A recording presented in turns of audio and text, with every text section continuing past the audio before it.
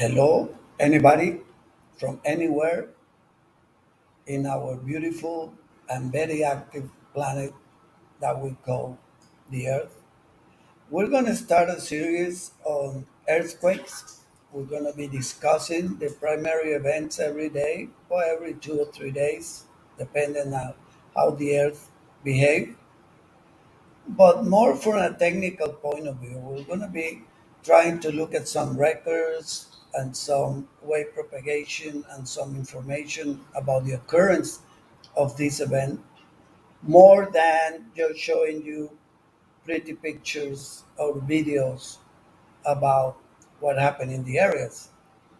So today is the 17th of December 2022, and I want to talk a little about what happened between the 15th and the 16th of December of this year. For that, let's look for events greater than 5.5 and between the dates of December 15th and December 17th. During that time, there were actually two events in the planet that were greater than 5.5. One was just offshore Nicaragua to the west in the Pacific, and that one was a 5.7 magnitude event. Not damage reported, which is good. This part of the world is used to this kind of movements, Western Mexico, Nicaragua.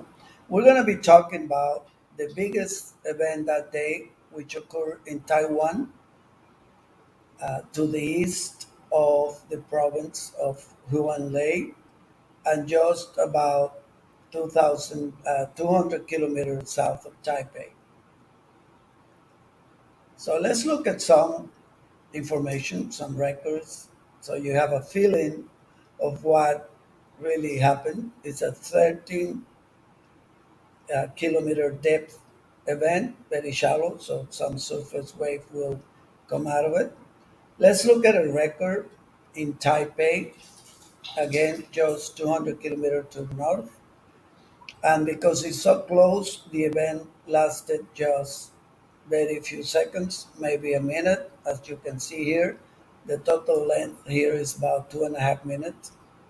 A lot of surface waves were produced, but again, no damage to a structure of people.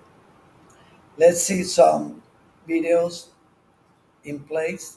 This is a nice one I like. It shows a crane, which is a natural pendulum that can behave as a seismograph, and you can see how it amplifies the movement, showing us or some of the ground movement in the area. The other one is very nice, and a lot of people have this kind of seismograph in their home.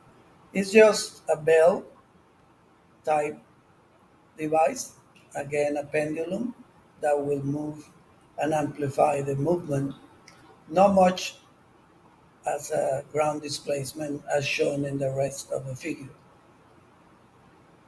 Okay, so let's go back and see a little more information about the event. For example, let's look at the event as recorded in Hong Kong, 800 kilometers to the west.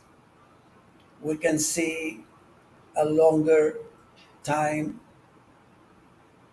of the event. Of course, now it's 800 kilometers. So now we're looking at a 10-minute total length. Look at the surface wave. They are apparently important for this particular shallow event.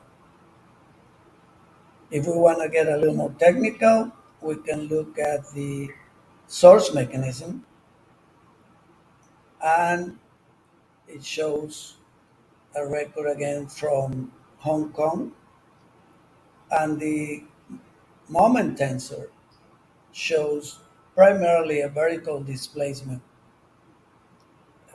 primarily due to thrusting, vertical movement, reverse type of faulting. Okay, so this kind of technical information I will be trying to publish it from the main events around the planet. I think it may be important. It's a different way of looking at it than just looking at videos in place, just looking at people predicting things that are not predictable.